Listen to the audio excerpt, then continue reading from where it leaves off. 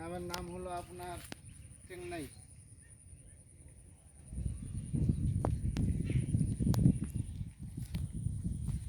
এক জায়গায় এক থোকা দেখছেন কত আম ধরছে।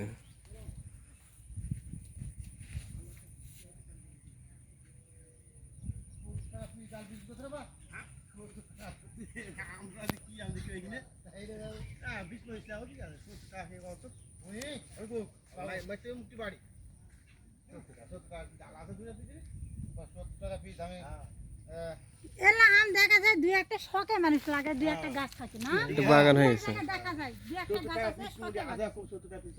যেমন ওই যে পরিমলের না ভবেশের বাড়িতে আসতে ওইটার নিচে কিন্তু দুই চারটা গাছ আছে।